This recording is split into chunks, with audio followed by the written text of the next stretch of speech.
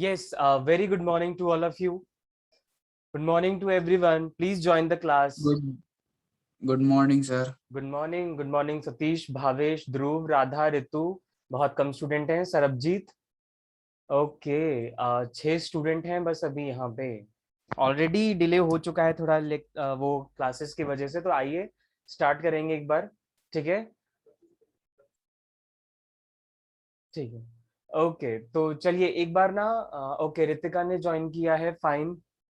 एक बार ना ग्रुप पे आप जहां भी हैं रिस्पॉन्ड कर दे, वहां पे एक बार मैसेज डाल दें कि वो सब भी ज्वाइन कर लें फास्ट। ओके, और अब हम स्टार्ट कर रहे हैं बिकॉज हमें भी थोड़ा अब आगे बढ़ना है बेटा। सिलेबस खींचना है, तो फिर अब जो रिमेनिंग टॉपिक्स हैं उनको कर लेते हैं जल्दी जल्दी। आपका भी टाइम नहीं लगाएंगे ना, जल्दी जल्दी खत्म कर लेंगे। ओके, बिकॉज अब हमारे पास बहुत कम ही टॉपिक्स बचे हैं खत्म करने को। ओके, आइए करेंगे start fresh. Good morning to all of you. Okay, चलिए स्टार्ट करते हैं अपना कॉन्सेप्ट्स इको में। आज नया चैप्टर स्टार्ट करेंगे बेटा, चैप्टर नंबर 5। यहाँ देखिए, चैप्टर नंबर 5 करना है आज हमें। क्या है चैप्टर नंबर 5 का नाम? Organisations facilitating business in India. Okay, तो we are going to start chapter number 5। उसका नाम क्या है? Organisations facilitating business in India. मतलब कि कुछ ऐसे ऑर्गेनाइजेशंस जो इंडिया में बिजनेस को प्रमोट करते हैं, या उनको हेल्प करते हैं, या उनको फैसिलिटेट करते हैं कि आपको रेगुलेशन करने में हम हेल्प करेंगे। ठीक है, कुछ पॉलिसीज से, कुछ उनके फंक्शन से बेसिकली उनको बिजनेस को प्रमोट करना है इंडिया में। ठीक है, तो पूरे जो ये है ये, अच्छा इसको ना बहुत इंपॉर्टेंट चैप्टर मार्क करो, क्योंकि इसमें तुम्हें बहुत ज्यादा ना रटना पड़ेगा बेटा। ये समझो, समझने जैसा कुछ नहीं है इसमें। समझना क्या है? याद करना है, पढ़ना है और लर्न करना है और माइंड में रखना है। क्यों? क्योंकि इसमें जो हम पढ़ने जा रहे हैं बेटा वो है several institutions or several organizations which promote the businesses in India। ठीक है, 4-5 ही इंस्टीट्यूशन है, जैसे कि सेबी हो गया, आरबीआई हो गया, ठीक है, कंपटीशन कमीशन हो गया आपका, आपका आईआरडीए हो गया, ठीक है, और आपका नाबार्ड हो गया। नाम आप लोगों ने पहले सुन लिए हैं, पर इनके बारे में थोड़ा सा डिटेल स्टडी करेंगे। ठीक है, विद दी हेल्प ऑफ कब ये आए, इनका ईयर ऑफ फॉर्मेशन कब था, इनका मेन फंक्शन क्या है, ऑब्जेक्टिव क्या होता है, और किस तरीके से ये बिजनेस को प्रमोट करते हैं इंडिया में। ठीक है, तो यही कुछ बातें हैं जो इन इंस्टीट्यूशंस के बारे में हमें पढ़नी है बेटा। तो 4-5 इंस्टीट्यूशंस है, 2 दिन में ही क्लास खत्म करेंगे, आधी क्लास आज आधी कल। ठीक है, विद एमसीक्यूज। ओके, तो ये वाला चैप्टर भी आपका जल्दी खत्म होगा। बस वही है, आपको नोट करना है इंपॉर्टेंट इंपॉर्टेंट पॉइंट्स, और बेटा लर्निंग याद जरूर रखना है। इसमें ना आपको लर्निंग वर्क ज्यादा करना पड़ेगा। ठीक है, स्पेशली इस चैप्टर में तो आपको रटना ही पड़ेगा और कोई ऑप्शन ही नहीं है। अब ये किस ईयर में आया ये ऑर्गेनाइजेशन, इसे तो हमें याद ही करना पड़ेगा ना। ठीक है, तो आपको लर्निंग वर्क इसमें ज्यादा है। तो चलिए ठीक है, स्टार्ट करेंगे अपना। Organisation facilitating business in India, ज्यादा कुछ नहीं है, छोटे छोटे हैं। अब आरबीआई तो तुम भी जानते हो, आरबीआई के बारे में जो नोट्स में यहाँ पे दूंगा वो आप लोगों ने पढ़ा ही हुआ है पहले भी। थोड़ा बहुत सेबी के बारे में भी जानते हो। ठीक है, कंपटीशन कमीशन के बारे में उतना नहीं जानते होंगे। आईआरडीए आपके लिए थोड़ा सा न्यू हो सकता है। देन नबार्ड भी आप लोगों ने पढ़ा हुआ है। तो बेसिक बेसिक सी चीजें हमें कवर करनी है इन सब में। ठीक है, आइए करते हैं start. Okay, so when we are talking about organizations facilitating business in India, तो बेटा हमें 5 ऑर्गेनाइजेशंस के नाम याद रखने हैं। 2 कैटेगरी में डिवाइड किया गया है इनको, आप लोग भी 2 कैटेगरी में डिवाइड कर लें इनको। The first category is non funding institutions, non funding institutions. और दूसरी कैटेगरी जो है ना बेटा इन ऑर्गेनाइजेशंस की, वो है फंडिंग इंस्टीट्यूशंस की, फंडिंग इंस्टीट्यूशंस। ओके, अच्छा, नॉन फंडिंग और फंडिंग इंस्टीट्यूशन मतलब कुछ ऐसे ऑर्गेनाइजेशन जो बिजनेस को बिना फंड दिए हुए सपोर्ट करते हैं। मतलब पैसा नहीं देते वो लोग फंड नहीं प्रोवाइड करवाते। वो मे बी उनको डायरेक्शन देते हैं, उनको कंट्रोल करते हैं, उनको रेगुलेट करते हैं। मतलब इस तरीके से उनको मॉरली सपोर्ट करना या फैसिलिटेट करना, पर कोई ऐसा फिजिकली हेल्प नहीं प्रोवाइड करवा रहे कि भाई हम तुम्हें पैसे दे रहे हैं, ऐसा कुछ नहीं है। कुछ यहाँ पे फंडिंग वाला काम नहीं हो रहा है। तो आपको कुछ ऐसे इंस्टीट्यूशंस पढ़ने हैं बेटा जो नॉन फंडिंग है, और फंडिंग में तो एक ही है। तो उसका नाम आप यहीं पे लिख लो। ठीक है, जो जो हम पढ़ने वाले हैं। आइए इसमें हम 4 इंस्टीट्यूशंस कवर करेंगे, 1 2 3 and 4। First one will be RBI, second one will be SEBI, securities and exchange board of India, then competition commission of India which is CCI, full form इसका देखेंगे बाद में, ठीक है। And another one is IRDAI, insurance regulatory development authority of India, IRDAI। Okay, ये 4 institution हम इसमें cover करेंगे, आरबीआई, सेबी, सीसीआई और IRDAI, ठीक है। बहुत छोटी सी बातें हैं इन सब की, बहुत बेसिक बेसिक सी बातें हैं जो याद रखनी है, ठीक है। और फंडिंग इंस्टीट्यूशंस में बेटा हम एक ही इंस्टीट्यूशन करेंगे, वो है NABARD. NABARD, okay, national agricultural bank of rural and development, ठीक है। आइए, तो यही कुछ इंस्टीट्यूशन है, 4-5 इंस्टीट्यूशन, तो चलो 3 तो आज कवर कर सकते हैं हम, आरबीआई, सेबी और सीसीआई, ठीक है। सीसीआई की फुल फॉर्म है कॉम्पिटिशन कमीशन ऑफ इंडिया बेटा, कंपटीशन कमीशन ऑफ इंडिया। यहां नहीं लिखवाया, अलग से करवाऊंगा, वहां पे पूरा पूरा लिखूंगा, समझ में आ जाएगा, ठीक है। आरबीआई बोले तो reserve bank of India, SEBI बोले तो securities and exchange board of India, CCI बोले तो competition commission of India, IRDAI बोले तो insurance regulatory development authority of India, और नाबार्ड तो आपको पता ही है, राइट। आइए शुरू करते हैं आरबीआई से। पहला हमारा आरबीआई पहले ही बता दिया है बहुत कुछ आरबीआई के बारे में, ठीक है। कुछ बेसिक सी बातें हैं, कब आया, क्या मेन मेन फंक्शन है, वो नोट कर लो बस बेटा, ठीक है। अब आरबीआई तो तुमने पूरा डिटेल में पढ़ा हुआ है जब तुमने इको पढ़ा था, ठीक है। और नहीं भी पढ़ा है जिन्होंने इको, उनको मैंने कुछ तो पहले बता दिया आरबीआई के इंस्ट्रूमेंट्स के बारे में, कुछ मैं अभी बता देता हूं, ठीक है। अब देखो, पूरे चैप्टर में सबसे इंपॉर्टेंट बात बताए क्या ध्यान में रखनी है, जितने भी ये इंस्टीट्यूशन है ना, ये आए कब, ये ईयर ऑफ फॉर्मेशन कब था इनका, सबसे पहली बात तो आप सबको यही ध्यान में रखना है, ठीक है। ईयर ऑफ फॉर्मेशन सबसे मेन है। तो आइए ना पहले स्टार्ट करते हैं आरबीआई से। आइए स्टार्ट करते हैं रिजर्व बैंक ऑफ इंडिया से, बड़ा सिंपल सा, ठीक है। आरबीआई हमारा बहुत कुछ हमें पहले से पता है, बहुत कुछ हम आज जान जाएंगे, और बस लो कंप्लीट आरबीआई। आइए शुरू करते हैं रिजर्व बैंक ऑफ इंडिया से, कुछ नहीं करना है, इंपॉर्टेंट इंपॉर्टेंट पॉइंट्स नोट करते चलो। आरबीआई 1934 में उसका एक्ट था आया, तो फुल्ली ऑपरेशनलाइज तो वो 1935 से हुआ है, ठीक है। आइए, हाँ देखिए, अब चुपचाप से अपना पेन चलाते रहो कॉपी पे, ठीक है, जो भी इंपॉर्टेंट पॉइंट्स हैं वो नोट करते रहो, समझने जैसा कुछ नहीं है, सब कुछ रटना ही है इसमें, ठीक है। जो इनके फैक्ट्स है, फैक्ट्स तुम्हें रटने ही पड़ेंगे, ठीक है। आओ, सबसे पहले बात आती है क्या, आरबीआई स्टैब्लिश कब हुआ। तो आरबीआई वाज एस्टैब्लिश्ड, लिख लो, ठीक है। इतनी इतनी सी बातें इंपॉर्टेंट इंपॉर्टेंट लेके आया हूं, उतनी सी बात आप लिख लो, ठीक है। इसमें समझाने वाली कोई बात नहीं है, इसमें रटने वाली सारी बातें। अप्रैल 1 1935 में स्टैब्लिश होता है आरबीआई, ठीक है। बेटा आरबीआई जो है स्टैब्लिश तो हो गया, पर आरबीआई तो आपको पता है ना एक स्टैट्यूटरी बॉडी है। स्टैट्यूटरी बॉडी का मतलब क्या होता है, जिसको एक एक्ट के तहत पास किया गया है, जो लॉ के अंदर है, जो एक एक्ट रेगुलेट करता है उसको।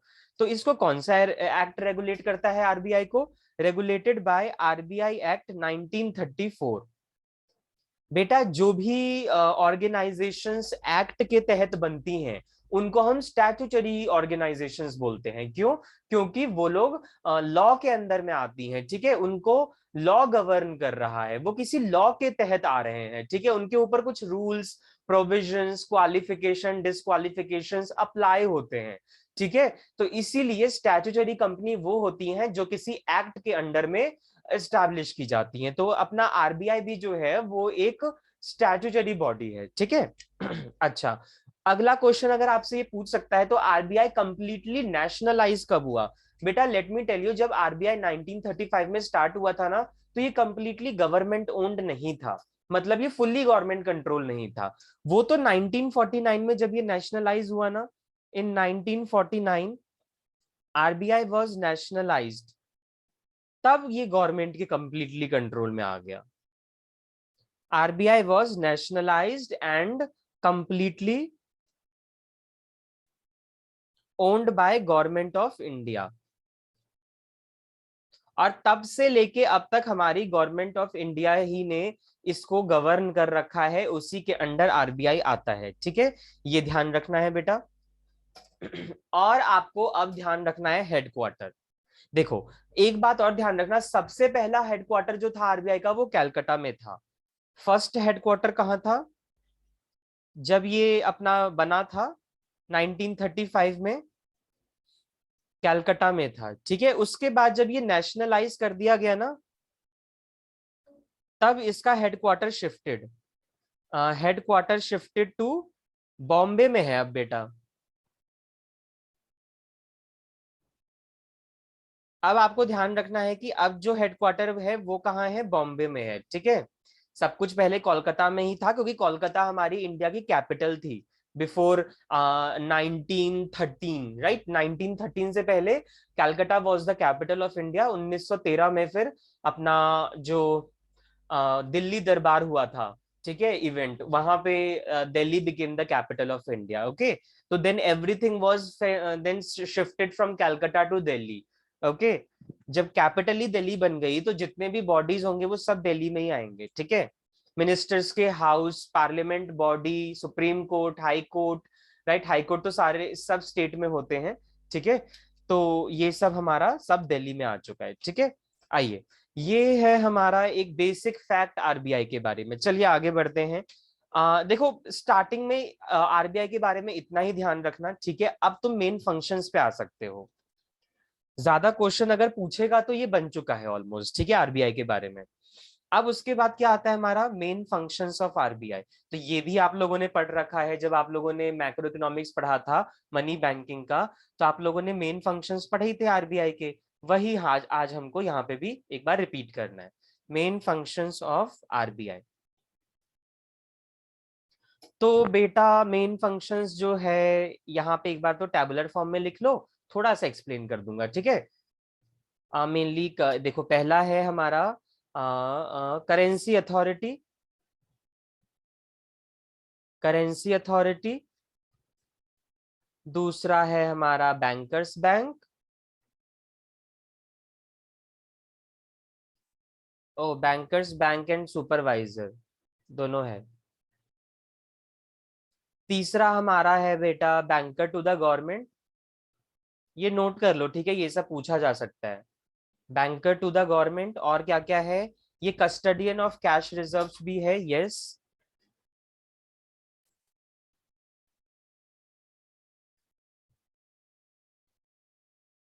Custodian of cash reserves. And बेटा पांचवा लिख लो controller of credit, controller of credit. ये पांच इसके मेन फंक्शंस हैं। आइए एक बार थोड़ा सा इसको समझ लेते हैं। ठीक है, और कुछ ऐसा लिखवाने वाली बात होगी तो मैं आपको इसमें लिखवा दूंगा। आइए, पांच ये है मेन फंक्शंस, एक एक इंडिविजुअली करके देख लेते हैं। ठीक है, करेंसी अथॉरिटी, जिसको हम बैंक ऑफ इशू भी बोलते हैं ना, कि यही वो बैंक है जो नोट्स को इशू करता है, बैंक ऑफ इशू। दूसरा नाम भी होता है करेंसी अथॉरिटी का। चलिए, अब आप लोगों को पता है करेंसी अथॉरिटी में क्या होगा।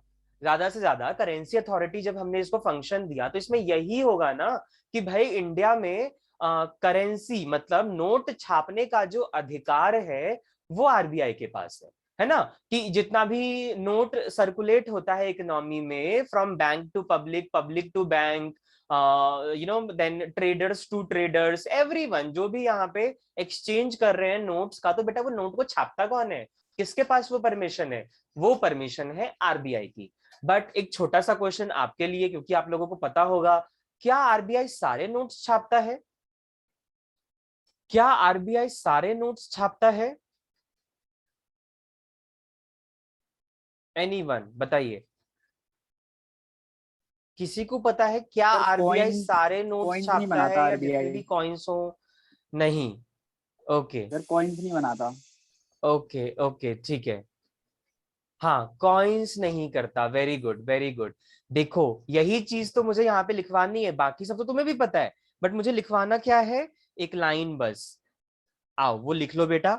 देखो, इसी में तुम्हें सब पता चल जाएगा। RBI has the sole authority, आप लोगों ने सही जवाब दिया है, ठीक है। जो लोग नो कह रहे हैं वो भी सही है, और लोगों ने रीजंस भी दिए, लाइक कॉइन्स नहीं छापता, ठीक है। आओ बेटा, सही बात है, कॉइन्स नहीं छापता, और भी कुछ नहीं छापता। और भी एक छोटी सी चीज है, RBI has the sole authority to issue all the paper notes except, अब देख लो क्या नहीं छापता, except 1 rupee notes and all the coins, except 1 rupee notes and all the coins. तो बेटा मैंने क्या लिखा, फोकस करो, 1 rupee notes, 1 rupee notes and all the coins पे। Yes, very good Dhruv, very good. 1 rupee का जो आपका नोट है, 1 रुपए का नोट आप लोगों ने देखा होगा, वैसे कम देखने को मिलता है, बट देखा है, सर्कुलेशन में चलता है, ठीक है। रेयर टू रेयर दिखाई दे देता है किसी किसी के पास, वैसे अब कम हो रहा है ये, ठीक है, लेकिन छपता है। तो बेटा ये जो 1 रुपए का नोट छापने का अधिकार है ना, वो नहीं है आरबीआई को। और जितने भी सिक्के होते हैं ना बेटा, ये 1 रुपए के सिक्के, 2 रुपए के सिक्के, 5 रुपए के सिक्के, 10 रुपए के सिक्के, बेटा ये भी आरबीआई नहीं छापता। वेरी गुड, ये छापता है हमारा गवर्नमेंट, सेंट्रल गवर्नमेंट। तो बेटा सेंट्रल गवर्नमेंट में भी तो बहुत सारे डिपार्टमेंट हैं, सब क्या छापते होंगे? नहीं, सेंट्रल गवर्नमेंट के अंडर जो फाइनेंस मिनिस्ट्री है वो छापती है 1 रुपए के नोट और सारे कॉइन्स को, finance ministry. Please write down, RBI has the sole authority to issue all the paper notes except 1 rupee notes and all the coins which are issued by the Ministry of Finance, the Ministry of Finance। तो एक तरीके से क्या है, ये GK के facts हैं जो आपको याद रखने हैं। Ministry of finance under central government, केंद्रीय सरकार के तहत जो हमारा वित्त मंत्रालय है, उसमें हमारा ये 1 रुपी नोट्स एंड जितने भी कॉइन्स है ये छापा जाता है, ठीक है। चलो वेरी गुड, ये हो गया करेंसी अथॉरिटी, जिसमें तुम्हें इतना ही ध्यान रखना है। अब आ जाओ बेटा, ये आ जाओ अब तुम बैंकर टू द गवर्नमेंट। हाँ, बैंकर टू द गवर्नमेंट की बात करते हैं, आओ। देखो बेटा, बैंकर टू द गवर्नमेंट में ना मतलब क्या है कि आरबीआई को हम सरकार का बैंक भी बोलते हैं, है ना, क्योंकि आरबीआई पब्लिक से तो डीलिंग करता नहीं है ना। आपने कहीं भी देखा, मैंने फंक्शन में ये नहीं लिखवाया पब्लिक बैंक, क्योंकि आरबीआई पब्लिक बैंक है ही नहीं, पब्लिक बैंक तो कमर्शियल बैंक है, ठीक है। आरबीआई तो गवर्नमेंट का बैंक है और बैंकर का बैंक है, ठीक है। तो पहले हम बात कर रहे हैं गवर्नमेंट का बैंक। तो बेटा आपको पता है जितने भी हमारे मंत्रालय है ना, उनका भी हिसाब आरबीआई ही रखती है, ठीक है। तो प्लीज राइट डाउन, वो 3 तरीके का फंक्शन परफॉर्म करती है सरकार के लिए। पहला फंक्शन जो है वो होता है एज अ बैंकर, ठीक है। दूसरा फंक्शन आरबीआई गवर्नमेंट के लिए परफॉर्म करती है एज एन एजेंट, और तीसरा फंक्शन जो वो परफॉर्म करती है वो होता है बेटा as a financial adviser, as a financial adviser. बस ये 3 चीज ध्यान रखो, ठीक है। Yes, gives loans for temporary period to government, तो वो किस में आ जाएगा? एज अ बैंकर में, ठीक है। तो बेटा जब मैं बात कह रहा हूं कि जो आरबीआई है वो सरकार का बैंक है, तो सरकार का बैंक वो किस तरीके से है? क्योंकि वो सरकार के लिए बैंकिंग एक्टिविटी देता है, सरकार का डिपॉजिट आरबीआई के पास रखा होता है, ठीक है। अगर किसी भी तरीके से फंड की जरूरत है सरकार को, तो सरकार को आरबीआई फंड देता है, ठीक है। तो एज अ बैंकर तो ये एक्टिविटी करेगा। एज एन एजेंट की अगर हम बात करें तो बेटा एजेंट कौन होते हैं? जो ये मीडिएटर्स होते हैं। अब इस एजेंट का काम क्या है? आरबीआई, आरबीआई एजेंट भी है सरकार का।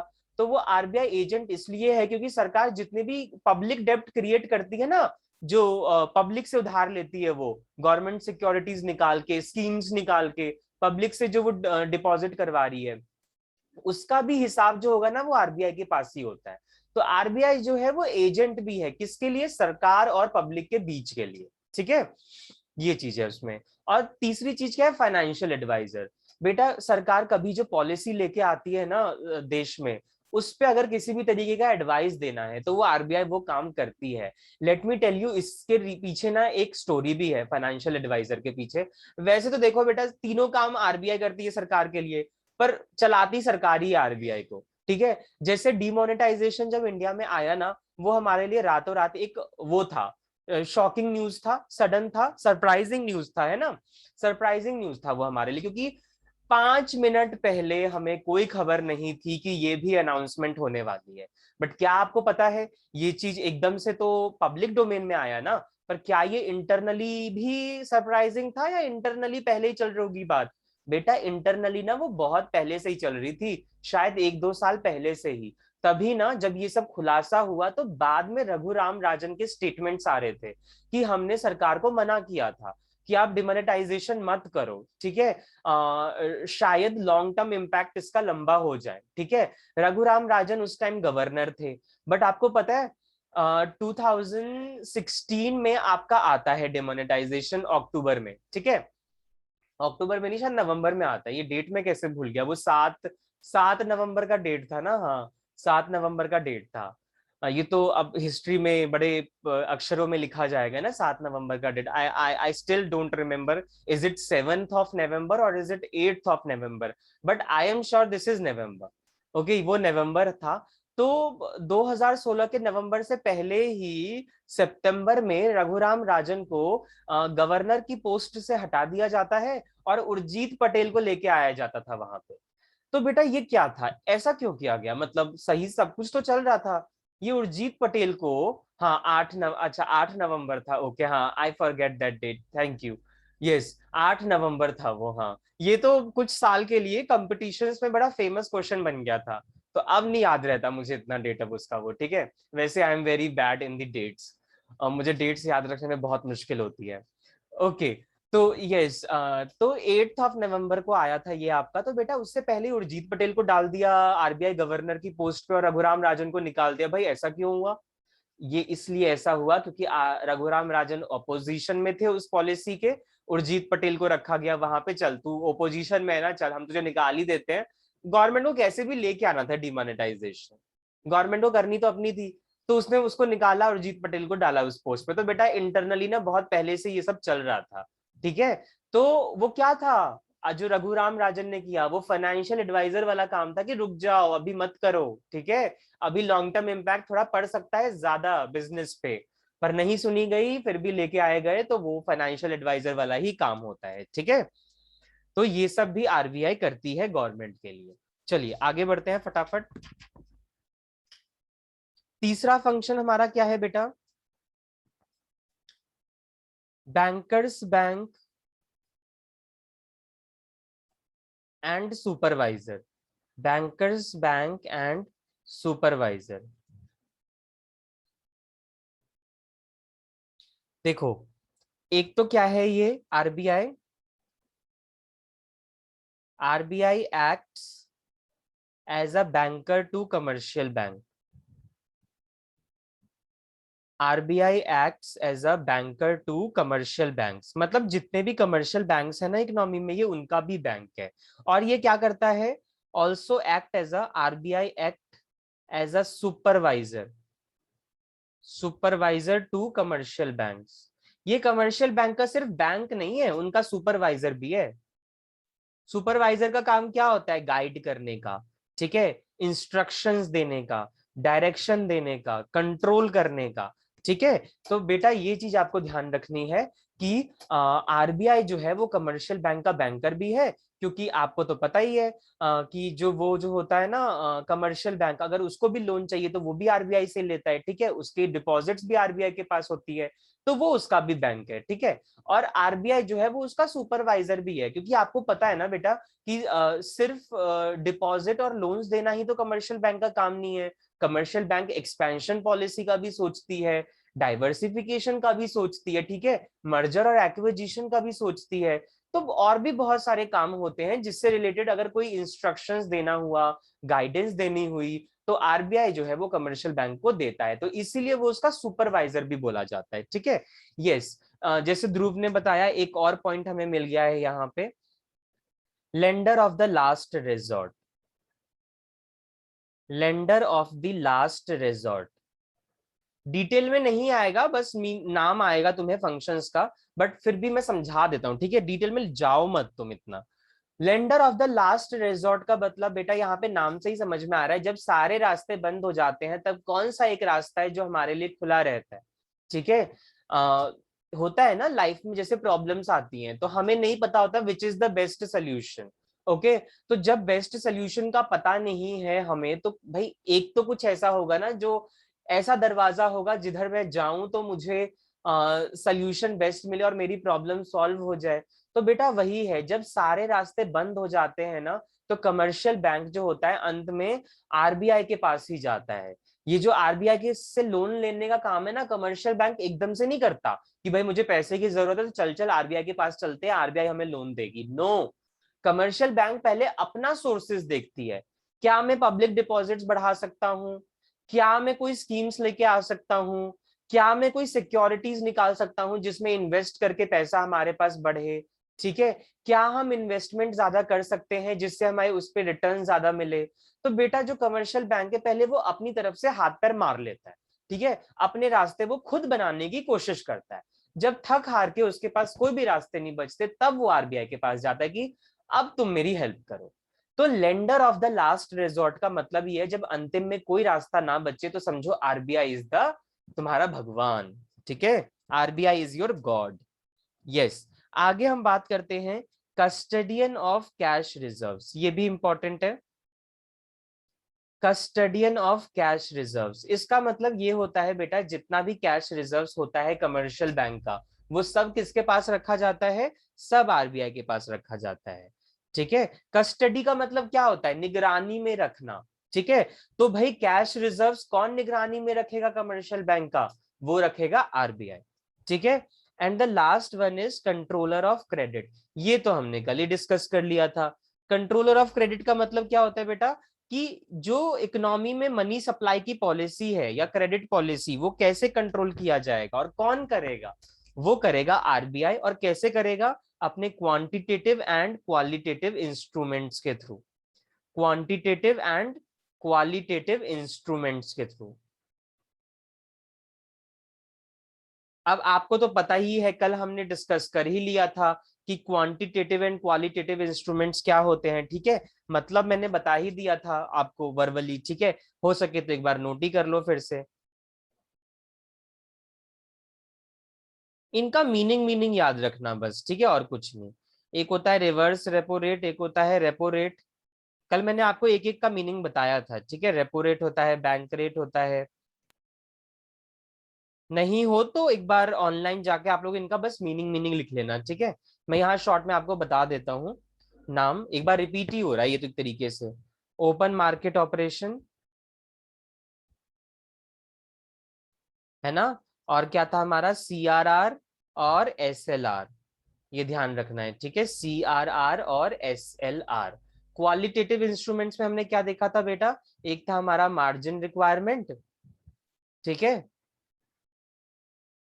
मार्जिन रिक्वायरमेंट था, मोरल सुएशन था। मोरल सुएशन का मतलब ये होता है बेटा, प्रेशराइज करना। ठीक है, या फिर उसको बोलना कि अगर तुम ऐसा नहीं करोगे तो हम फाइन लगा देंगे। ठीक है, उनको थोड़ा डराना धमकाना या मॉरली गाइड करना, कैसे भी कह लो। सेलेक्टिव क्रेडिट कंट्रोल्स, और जो कुछ भी एक्स्ट्रा पॉलिसी अगर तुम्हें दिखती है तो वो इसमें डाल देते हैं, ऐसा कुछ खास इसका है होता नहीं है। ठीक है, सेलेक्टिव क्रेडिट कंट्रोल्स। तो यही मेन, इसी तरीके से क्रेडिट को कंट्रोल किया जाता है, और तो कुछ है नहीं इसमें। ठीक है, मेन तो यही बात है। अब ये सब आपको भी पता है। चलिए, अब एक छोटा सा टॉपिक आरबीआई के बारे में, मेन मेन चीजें हमने डिस्कस कर सर ली अभी हैं। ठीक उतारा है, नहीं है। किसी को कोई डाउट, राधा बेटा कुछ सर पूछ अभी रहे थे क्या। उतारी नहीं है। हाँ बताओ बताओ। सर ये क्वांटिटी एक बार और बता दीजिए। मैं एक्सप्लेन कर दूं इनको, क्वांटिटेटिव और क्वालिटेटिव को। Yes sir. ओके फाइन, ठीक है, आइए। ओके, देखिए पहला क्या है, अच्छा रिवर्स रेपो रेट मैंने पहले लिख दिया, चलो कोई बात नहीं। पहले रेपो रेट और बैंक रेट समझ लो बेटा। देखो रेपो रेट और बैंक रेट जो होता है ना, वो सेम रेट होता है।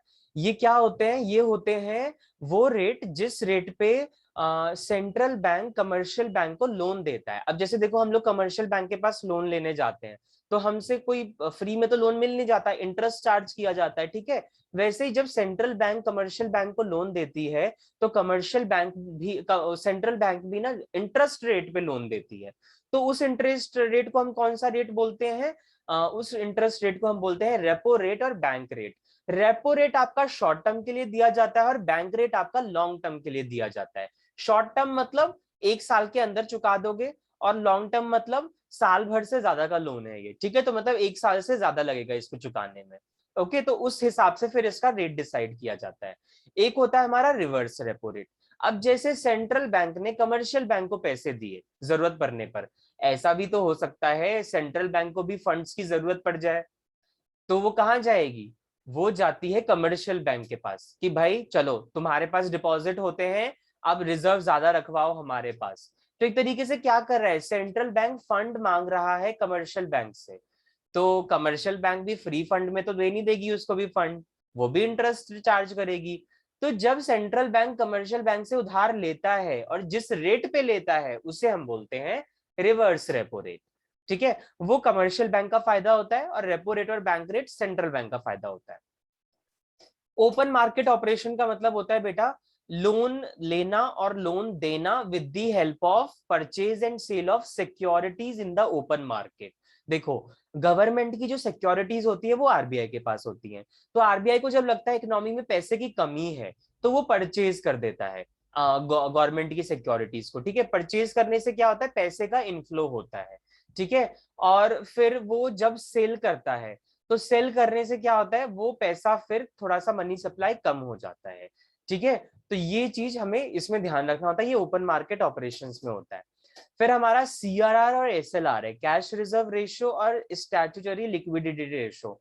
देखो कुछ डिपॉजिट्स होती है जो सेंट्रल बैंक कमर्शियल बैंक अपने पास रखती है, और कुछ डिपॉजिट का जो परसेंटेज होता है वो सेंट्रल बैंक के पास वो रिजर्व फॉर्म में रखती है, ठीक है। तो जो वो सेंट्रल बैंक के पास रखती है रिजर्व फॉर्म में, कौन? कमर्शियल बैंक, उस रेट को हम बोलते हैं सीआरआर, ठीक है। मान लो 20,000 का डिपॉजिट हुआ महीने का, ठीक है। आरबीआई ने बोला 20%, 20,000 का 5% हमारे पास आप रिजर्व फॉर्म में रखोगे, तो ये 5% क्या है? सीआरआर, ठीक है। तो 20,000 का 5% जो होगा वो आप रखोगे सेंट्रल बैंक के पास, और वही डिपॉजिट का कुछ परसेंट कमर्शियल बैंक अपने पास भी तो रखती है। तो सपोज करो 20,000 का डिपॉजिट जो था उसमें से 5% आपने सेंट्रल बैंक के पास रिजर्व रखवा दिया, आपने 10% खुद के पास रख लिया, ठीक है। और बाकी का जो अमाउंट बचा ना उसको आपने फर्दर इन्वेस्ट कर दिया और उस पर आप रिटर्न कमाए जा रहे हो, ठीक है। ऐसे ही तो बैंक चलता है। तो वो होता है आपका एसएलआर और सीआरआर। फिर आता है हमारा क्वालिटेटिव इंस्ट्रूमेंट्स। क्वालिटेटिव इंस्ट्रूमेंट्स में हमारा पहला क्या है? Margin requirement. मार्जिन रिक्वायरमेंट में क्या होता है? Difference between the value of security offered and the value of loan granted. जब तुम लोन लेने जाते हो, तुम्हें फ्री फंड में लोन नहीं मिलता, तुम्हें मॉर्टगेज भी रखवाना पड़ता है, गिरवी भी रखवाना पड़ता है अपना कुछ चीज, ठीक है। तो बेटा जो चीज तुम गिरवी रखवा रहे हो तुम्हें पता है ना उसकी वैल्यू ज्यादा होती है और उसके कंपैरिजन में लोन हमें कम मिलता है, ठीक है। वो होता ही होता है इसलिए क्योंकि तुम तो लोन जो है वो बहुत दिन बाद रीपे करोगे ना, पता नहीं क्या पता इंसॉल्वेंट हो गए तो रीपे भी नहीं कर पाए।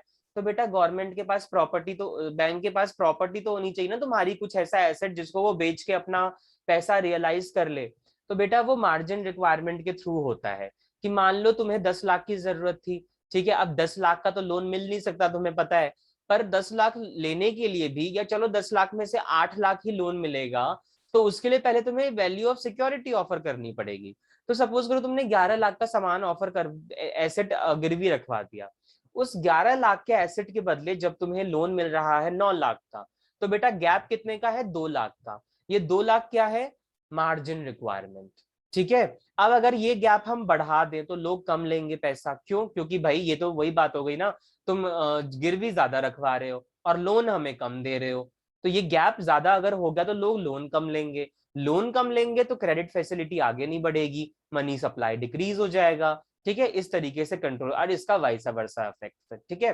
मोरल सुएशन मैंने आपको बता ही दिया, थोड़ा जोर जबरदस्ती, थोड़ा समझा बुझा के काम करवाना, ठीक है। और सेलेक्टिव क्रेडिट कंट्रोल्स में कुछ भी अदर पॉलिसी हो गई तो वो इसमें आ जाती है, ठीक है बेटा।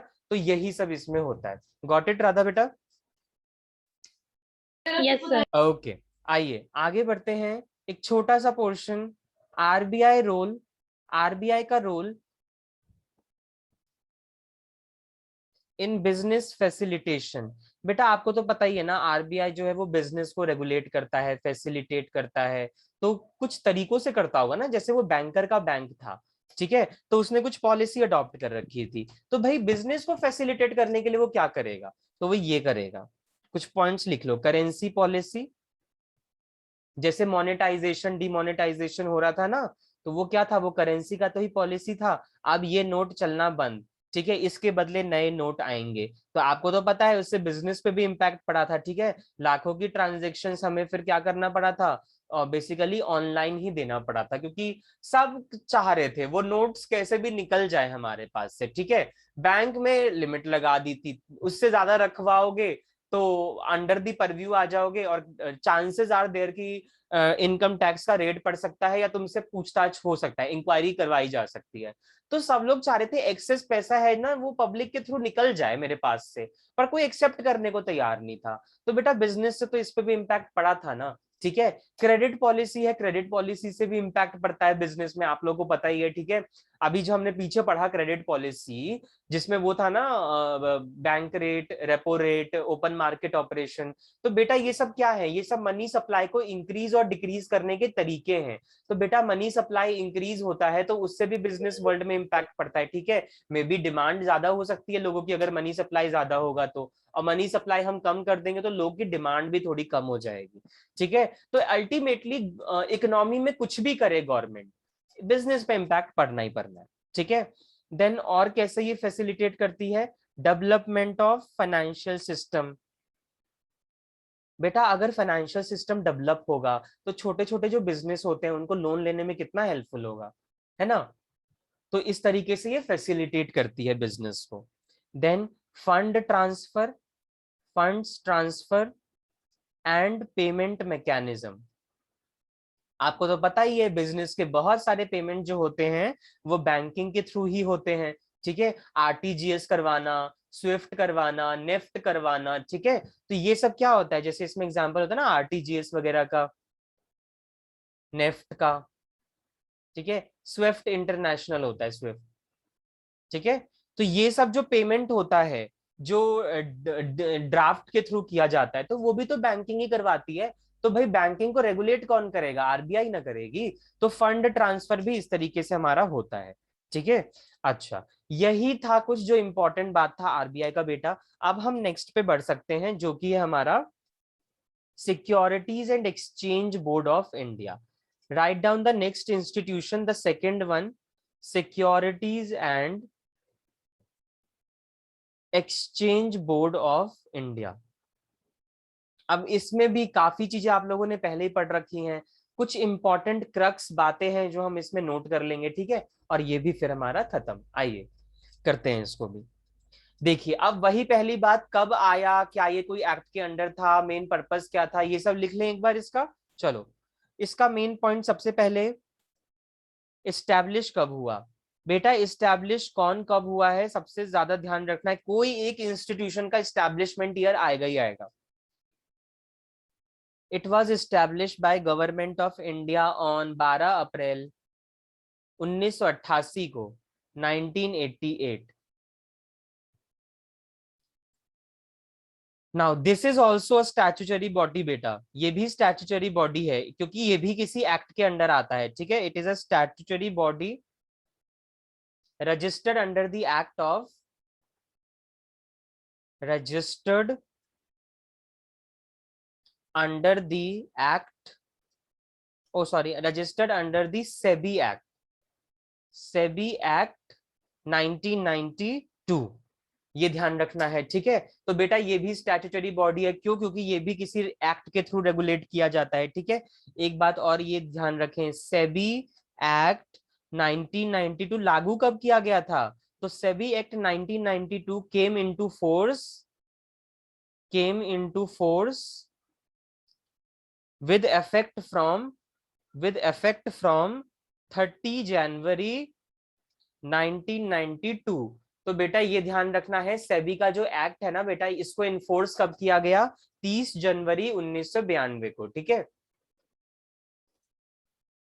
अच्छा, इसका भी ये भी याद रखना है, हेडक्वार्टर कहाँ है बेटा? हेडक्वार्टर कहाँ है बेटा? इसका भी हेडक्वार्टर जो है ना वो बॉम्बे में ही है। तो आप लोगों को शायद हेडक्वार्टर याद रखने में कोई दिक्कत नहीं होगी, बिकॉज अभी तक हमने आरबीआई पढ़ा और सेबी पढ़ा, दोनों का हेडक्वार्टर कहाँ है? बॉम्बे में। और एक पॉइंट और नोट करो जो बड़ा फ्रीक्वेंटली पूछता है, इसके रीजनल ऑफिस कहाँ कहाँ है? सेबी के रीजनल ऑफिस कहाँ कहाँ पे है? तो बेटा ध्यान रखो, हमारा जो इंडिया है उसके 4 पार्ट हैं। एक हमारा क्या है? नॉर्थ, ठीक है। एक हमारा है साउथ, एक हमारा हो गया ईस्ट, और एक हमारा हो गया वेस्ट। ये 4 रीजन में ना रीजनल ऑफिसेज हैं। नॉर्थ में किधर है, साउथ में किधर है, ईस्ट में किधर है, और वेस्ट में किधर है, ये ध्यान रख लो। नॉर्थ तो अपना दिल्ली में ही आ जाता है बेटा, न्यू दिल्ली।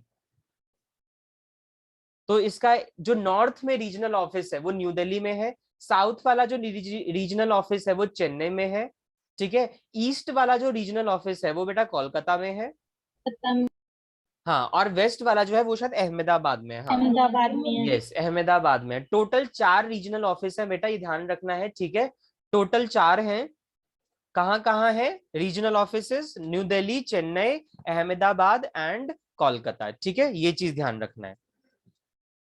चलो, ये तो हो गया बहुत ही इंपॉर्टेंट इंफॉर्मेशन अबाउट सेबी, ठीक है, बहुत ज्यादा इंपॉर्टेंट, ये समझो। ये सारे पॉइंट्स नहीं भूलने होते, यही तो मेन है, इसलिए तो तुम्हें पढ़ाया जा रहा है चैप्टर। अब आ जाओ इसके अदर चीजें, मतलब लाइक इसका काम क्या है, फंक्शन क्या है, ठीक है। तो वो सब देख लेते हैं ना, थोड़ा बहुत उसमें से भी बन जाएगा। आइए, अच्छा, एक दो बातें और हैं अभी इसके अंदर ही नोट करना है, इसके इंट्रोडक्शन वाले पॉइंट में ही। आओ आगे बढ़ते हैं। नेक्स्ट पॉइंट नोट करो बेटा सेबी के बारे में। सेबी इज अ, कहीं ना कहीं आप ये समझो, यहीं पे इसका ऑब्जेक्टिव लिखवा रहा हूं मैं। SEBI is a regulatory body, हाँ बेटा ये ध्यान रखो, रेगुलेटरी बॉडी है ये, कल ही बताया है। अंडरलाइन करो रेगुलेटरी बॉडी को। रेगुलेटरी बॉडी वही होते हैं जो किसी एक्ट के थ्रू रेगुलेट किए जाते हैं, ठीक है। तो बेटा ये रेगुलेटरी बॉडी है, which develops Indian capital market. आपको तो पता ही है ना सेबी का काम क्या है, to promote the capital market, stock market, right, and protect the interest of investors.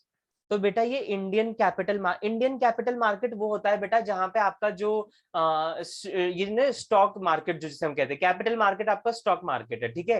Prospectus के थ्रू स्टॉक इशू करना या इन्विटेशन के थ्रू अपना ऑफर निकालना, ठीक है। तो वो सब सेबी ही इसको रेगुलेट करता है, ये चीज तो आपको भी पता है, ठीक है। Indian capital market and protect the interest of investors, and protect the interest of investors in capital market. किसी भी तरीके से धोखाधड़ी ना हो किसी इन्वेस्टर्स के साथ, ठीक है, कोई फ्रॉड ना हो कैपिटल मार्केट में, स्टॉक मार्केट में। तो ये सबसे इन सबको ये प्रोटेक्ट करने का काम किसका है? सेबी का ही है, ठीक है। तो ये सब सेबी करता है। अनदर वेरी इंपॉर्टेंट पॉइंट बेटा, आपको पता है सेबी तो बाद में आया, पर सेबी से पहले भी ना इंडियन कैपिटल मार्केट को रेगुलेट किया जाता था, तो उसका नाम लिखो बेटा, ये भी पूछता है पेपर में। बिफोर सेबी कौन सा ऑर्गेनाइजेशन था जो कैपिटल मार्केट को रेगुलेट करता था? तो please write down, before SEBI controller of capital issue, controller of capital issue, ये इसका नाम था, वॉज इन ऑपरेशन। तो बेटा सेबी से पहले कौन सा ऑर्गेनाइजेशन था? कंट्रोलर ऑफ कैपिटल इशू जो था ना, वो हमारे स्टॉक मार्केट का ध्यान रखता था। इसको अंडरलाइन करो, कंट्रोलर ऑफ कैपिटल इशू, ठीक है, ये ध्यान रखना है। आइए, उसके बाद हमारा क्या है इंपॉर्टेंट भाई, सेबी की जो कमेटी होती है ना, या सेबी का जो बोर्ड है, उसमें कौन कौन से मेंबर प्रेजेंट होंगे? कॉम्पोजिशन ऑफ सेबी, जैसे कोई कंपनी बनती है तो उसका कॉम्पोजिशन होता है ना, इतने नंबर बोर्ड ऑफ डायरेक्टर्स होंगे, इतने शेयर होल्डर्स होंगे, ठीक है, ये डिसीजंस लेने का अधिकार इनको है, तो ये सब भी कॉम्पोजिशन बिठाया गया, ठीक है। जैसे हमारा अपना पार्लियामेंट है, पार्लियामेंट का भी कॉम्पोजिशन है ना कि parliament consist of 2 houses of parliament, Rajya Sabha and Lok Sabha, ठीक है। There will be 250 members in Rajya Sabha and approximately I suppose 550 और 520 मेंबर्स के आसपास विल बी द इसमें है आपका लोकसभा में, ठीक है। तो ये चीज आपको ध्यान रखना होता है। तो वही वैसे ही सेबी का भी कॉम्पोजिशन है, तो इसमें आप लोग लिखें board of SEBI consist, board of SEBI consist. कौन कौन होते हैं सेबी के बोर्ड में, आइए देखते हैं। पहला कौन है, अ चेयरमैन, एक चेयरमैन होगा appointed by the central government. वो जो चेयरमैन होगा ना किसके द्वारा अपॉइंट किया जाएगा, बाय द सेंट्रल गवर्नमेंट। मैं सेंट्रल गवर्नमेंट को शॉर्ट में लिखता हूं, आप लोग भी सीजी लिखा करो, ठीक है।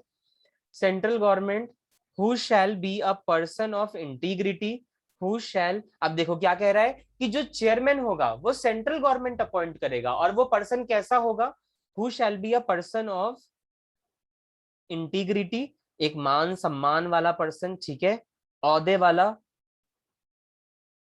इंटीग्रिटी एंड एबिलिटी, एक सक्षम व्यक्ति, ठीक है, एबिलिटी होना चाहिए उसमें, एंड हैव रेलेवेंट नॉलेज, और बेटा ना कुछ नॉलेज उसके पास होनी चाहिए कुछ फील्ड की, and have relevant knowledge in the field of, कौन कौन से फील्ड की नॉलेज होनी चाहिए उस चेयरमैन को, जो सेंट्रल गवर्नमेंट अपॉइंट कर रहा है उसको नॉलेज होनी चाहिए in the field of finance, accounts, finance की नॉलेज होनी चाहिए, अकाउंट्स की नॉलेज होनी चाहिए, ठीक है, इकोनॉमिक्स की नॉलेज होनी चाहिए, उसको लॉ की नॉलेज होनी चाहिए, ठीक है, एंड सिक्योरिटीज मार्केट की नॉलेज तो होनी ही चाहिए, सिक्योरिटीज मार्केट एटसेट्रा।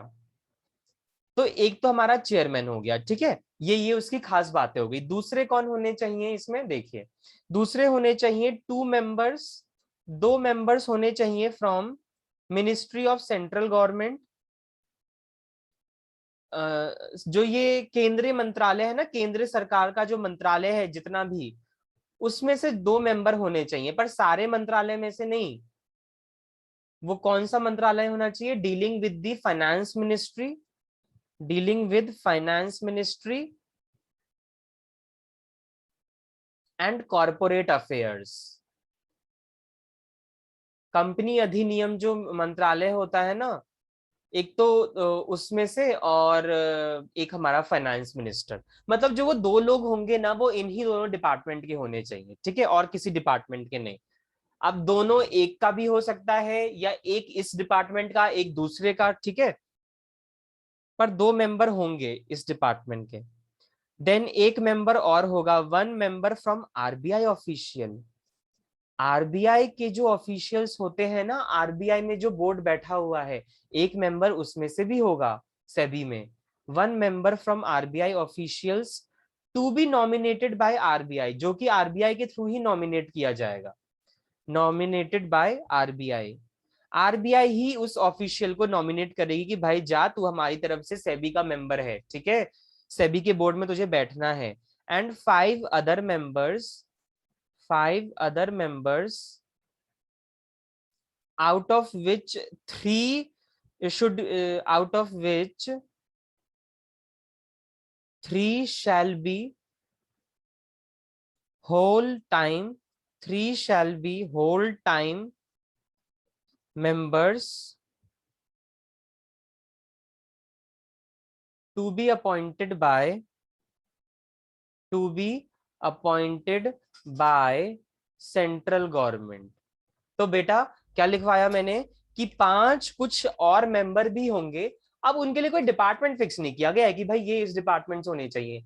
5 और ऐसे मेंबर होंगे जो सेबी के होल टाइम मेंबर होंगे, मतलब वो वो किसी भी तरीके से डिसमिस नहीं किए जाएंगे, ठीक है, ये होल टाइम मेंबर रहेंगे, ठीक है, जितना भी इनका टेन्योर है उतने टेन्योर तक ये लोग अपने आप को सर्व करेंगे सेबी के बोर्ड में, ठीक है। और इन लोगों को अपॉइंट कौन करेगा, सेंट्रल गवर्नमेंट इन लोगों को अपॉइंट करेगी, ठीक है। तो इस चीज का ध्यान रखना है। तो बेटा यही कुछ कॉम्पोजिशन है, ध्यान में रख लो। देखो एक चेयरमैन होगा, जो सेंट्रल गवर्नमेंट के थ्रू अपॉइंट किया जाएगा, उसके पास इन फील्ड की स्पेशल नॉलेज होनी चाहिए। दूसरा मैंने क्या लिखवाया कि 2 मेंबर्स होंगे जो फाइनेंस मंत्रालय और कंपनी अधिनियम मंत्रालय जो होता है उसके तहत आएंगे, ठीक है। फिर मैंने एक मेंबर आपको लिखवाया आरबीआई का, और 5 अदर मेंबर्स जो होंगे वो होल टाइम मेंबर होंगे, ठीक है। तो इस तरीके से आप इसको याद कर सकते हो। आओ आगे बढ़ते हैं हम। Now we will talk about the functions of SEBI. इसको एक बार लिख लीजिए, फिर आगे बढ़ते हैं फंक्शंस ऑफ सेबी पे। 3 फंक्शंस हैं जो याद रखने हैं सेबी के, ठीक है। मेन तो बहुत सारे होते हैं, अब उतना नहीं जाना। जो मेन ऑब्जेक्टिव होता है ना बेटा, वो मैंने आपको ऊपर लिखवा दिया है ना कि develop the Indian capital market and protect the interest of investors. तो वो ध्यान में रखो, 2 ऑब्जेक्टिव। बाकी तो कुछ ऐसे फंक्शन है जिनको कैटेगरी के हिसाब से डिवाइड कर रखा है, तो वो कैटेगरी ध्यान में रख लो, ठीक है।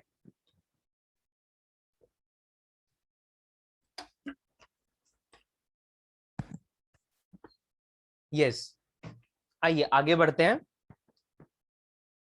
चलो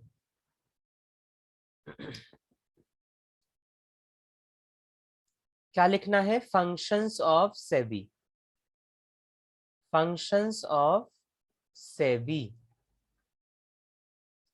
सेबी के क्या फंक्शन होंगे यहीं पे लिखवा देता हूं, 3 एरो निकाल लो। 3 ही मेन फंक्शन है। सबसे पहला बेटा, यहाँ पे जो मेन फंक्शन है ना, ऐसे समझो जो कानून के जो कुछ होते हैं ना ये रूल, वही उसके पास भी है राइट्स। तो पहला राइट है उसके पास क्वासी लेजिस्लेटिव। क्वासी का मतलब होता है इम्प्लाइड, जुड़ जाना।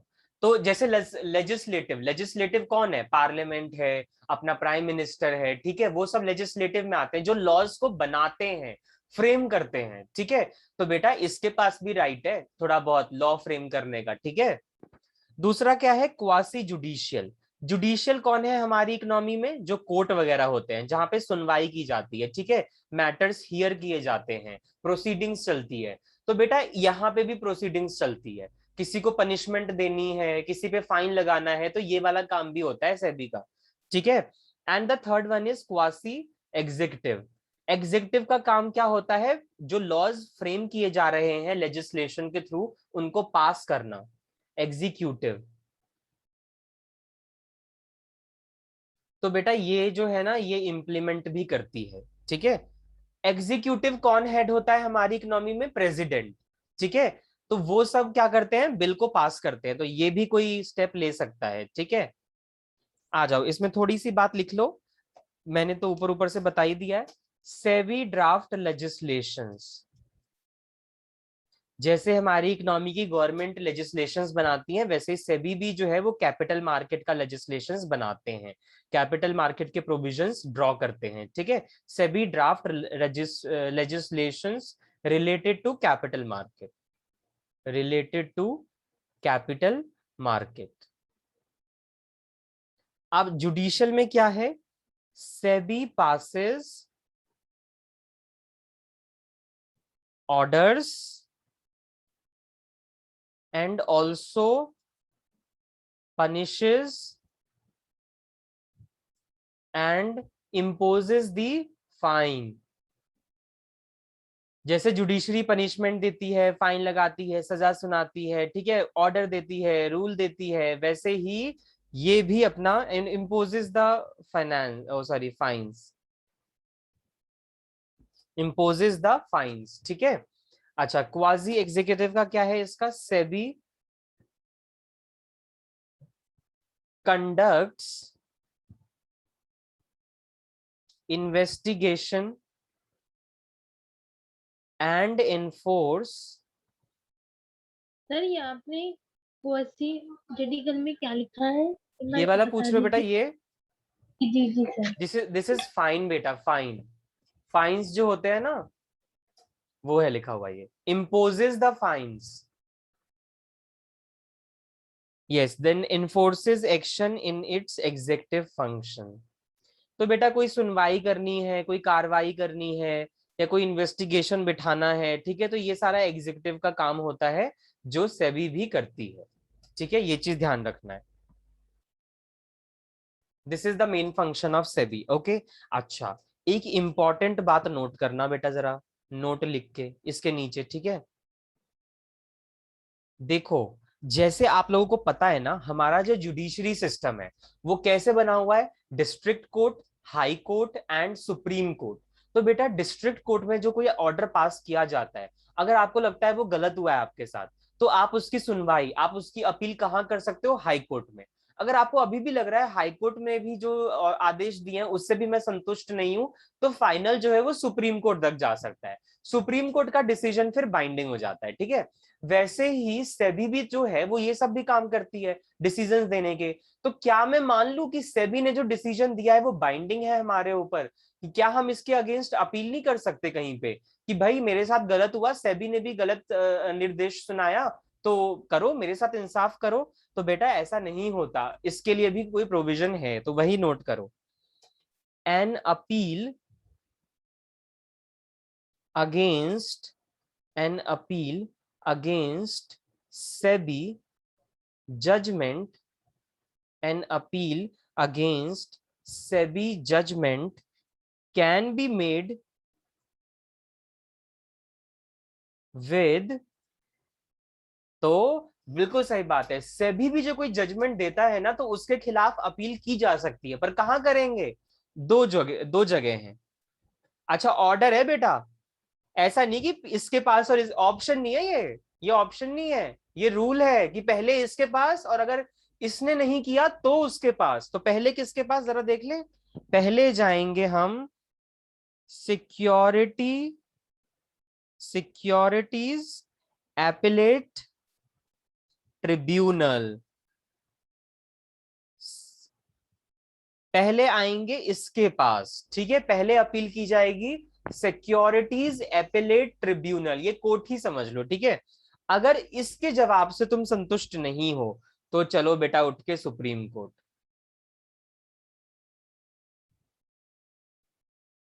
तो बेटा अच्छा यहां मैं लिख देता हूं फर्स्टली, पहले यहां, ठीक है, फर्स्टली ये और सेकेंडली ये, ठीक है। ये इंपॉर्टेंट है, ऐसे मत समझ लो, ऑप्शन नहीं दिया मैंने तुम्हें कि बेटा अगर तुम सेबी से ना खुश हो, संतुष्ट नहीं हो, तो चलो सुप्रीम कोर्ट के पास, इसके पास नहीं जाना। नो, पहले इसके पास जाना है, इससे संतुष्ट नहीं हो तो सुप्रीम कोर्ट के पास आना है, ठीक है। जैसे होता है ना, डिस्ट्रिक्ट से ना खुश हो तो हाई कोर्ट में जाओ, हाई कोर्ट से अपील करनी है तो उसके अगेंस्ट अपील करनी है तो सुप्रीम कोर्ट में जाओ, ठीक है। तो ऐसे ही चलता है, ये भी ये ध्यान रखना है। ओके चलिए, अब बेटा अब हम 10 मिनट में ना फटाफट से कंप्लीट कर लेते हैं competition commission of India. SEBI की बस इतनी बात थी जो आप लोगों को ध्यान रखना है, ठीक है। कंपटीशन कमीशन छोटा सा है, आ जाओ, कुछ चीजें बता दूंगा ऊपर ऊपर से, वो तो मटेरियल में है ही, तो अल्टीमेटली आप लोग को रटना ही पड़ेगा, ठीक है।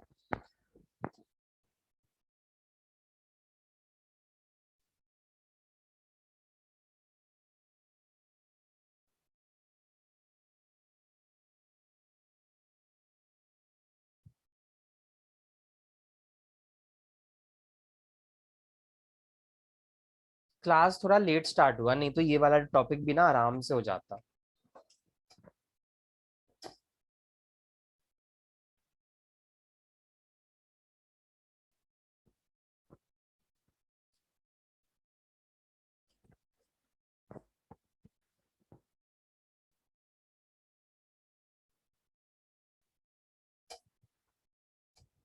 यस बेटा, हेडिंग डालिए competition commission of India, competition commission of India, CCI.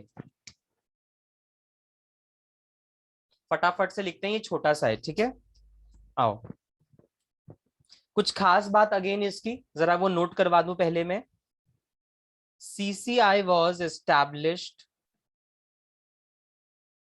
By central government on 14th October 2003, 203, 14 अक्टूबर 203 को ये एस्टैब्लिश किया गया। सीसीआई कंसिस्ट ऑफ, अब इसका जो बोर्ड मेंबर्स होंगे ना वो यहीं पे ही लिख लो, सीसीआई में कौन कौन होंगे। सीसीआई कंसिस्ट ऑफ, एक चेयरपर्सन होगा, ठीक है, जो चेयरमैन भी होता है, चेयरपर्सन होगा, and 6 members appointed by central government, and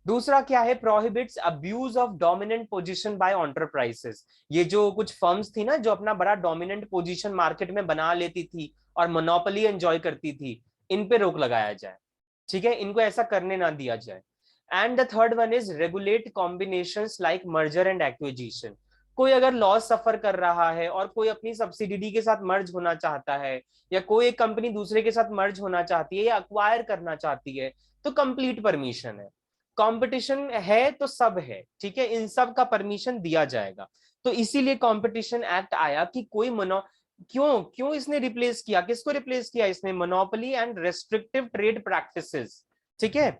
ये जो लोग मोनोपोली बनाते थे और ट्रेड को रेस्ट्रिक्ट कर लेते थे, अब ऐसा नहीं होगा, अब कंपटीशन होगा, एक हेल्दी कंपटीशन होगा, ठीक है। उस चीज के लिए हमें कंपटीशन कमीशन को लाना पड़ा। ये था इसका इंपॉर्टेंट पॉइंट, ठीक है। अब आ जाओ इसके मेन ऑब्जेक्टिव्स पे बेटा।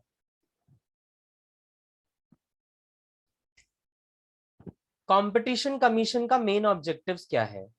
Main objectives of competition act या कंपटीशन कमीशन,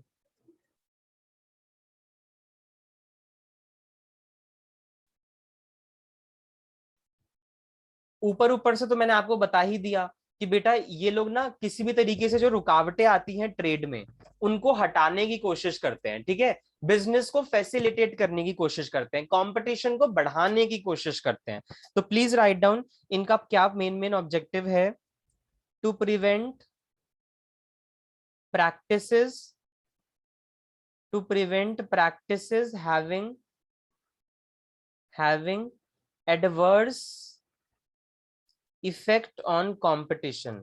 बेटा जो भी प्रतियोगिता पे गलत विरोध करता है, ठीक है, या बेकार के कोई इम्पोजिशंस लगाता है कंपटीशन पे, उसको हम हटाएंगे, हम कंपटीशन करेंगे, हम मार्केट में आने देंगे लोगों को, ठीक है। टू प्रमोट, बेटा कंपटीशन रखना अच्छी बात होती है, कंपटीशन अगर हम रखते हैं तो हम आगे का स्ट्रेटेजीज बना के सोचते हैं, हम कॉन्टिन्यूसली अडेप्टेबिलिटी लाते हैं अपने अंदर। अगर तुम कंपटीशन ना रखो तो तुम बड़े लेथार्जिक हो जाओगे, तुम मुझे अरे यार मेरा बिजनेस है, मुझे किसी का कोई डर नहीं है, चल रहा है चलने दो, नहीं चल रहा कोई बात नहीं, ठीक है। तो ऐसा नहीं होना चाहिए। कंपटीशन जो है वो स्पिरिट लेके आता है कि be ready to change yourself according to the situation. Okay, तो to promote and sustain competition in market, तुम्हें ना मार्केट में स्थायी रूप से बनाए रखने के लिए बहुत कोशिशें करवाता है अगर तुम कंपटीशन का स्पिरिट रखोगे तो। हाँ मैं मानता हूँ कंपटीशन इतना भी मत कर लो कि बाहर के लोग तुम पे डोमिनेट हो जाएं, ठीक है, और इंडिया वाले ही नैरोवर हो जाएं, ऐसा नहीं होना चाहिए, एक हेल्दी कंपटीशन होना चाहिए। To promote the interest of consumers, and fourth one क्या है, टू ensure